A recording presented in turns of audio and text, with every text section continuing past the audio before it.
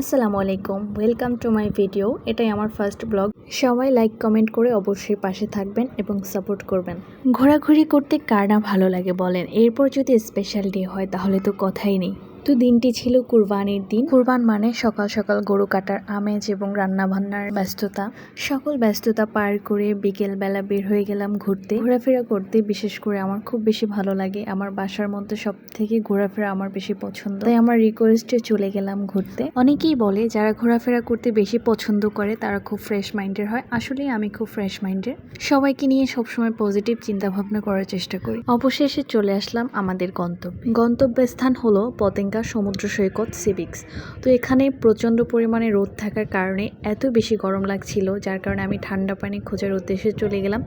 কিন্তু আফসোসের বিষয় হচ্ছে এখানে কোনো ইলেকট্রিসিটি নাই, যার কারণে ঠান্ডা পানিটা পাওয়া যাচ্ছিল না। এদিকে আমার এবং আমার মেয়ের ঠান্ডা পানি খাওয়ার খুব বেশি পিপাসা লেগেছিল। অবশেষে বরফের মধ্য থেকে ঠান্ডা একটা পানি পেলাম, কিন্তু তেমন একটা ঠান্ডা ছিল না। যাই হোক, মনটা খুব খারাপ হয়ে গেল। এদিকে আমার মেয়ে পানি খাওয়ার জন্য বারবার চিল্লাচ্ছিল, তাই ওকে আগে পানি খাইয়ে তারপর আমি খেলাম। তো এরপরে আমাদের একটা শ্যুট নিয়ে দিল ওর বাবা। আমরা হাঁটছিলাম আর বললো তোমাদের একটা শ্যুট নিয়ে দিই।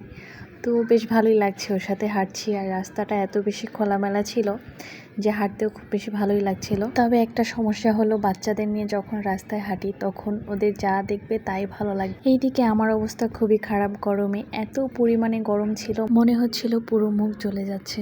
সূর্য মামার পাশে দাঁড়িয়ে বললাম কিছু ছবি তুলে দেন, কিন্তু সে ছবি না তুলে আমার ভিডিও করছিল। যাই হোক, পরবর্তীতে খেতে চলে গেলাম একটা রেস্টুরেন্টে।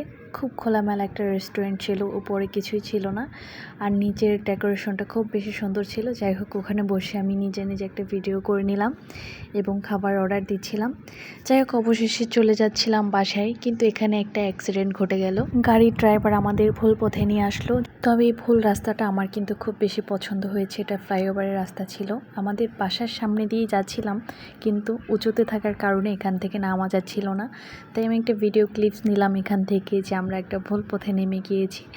তো হাঁটতে খুব ভালোই লাগছিল, আর আমার হাজব্যান্ড বলছিল যত মজা ততই সাজা। সো আমার ভিডিও শেষ পর্যায়ে চলে এসেছি, সবাই ভালো থাকবেন।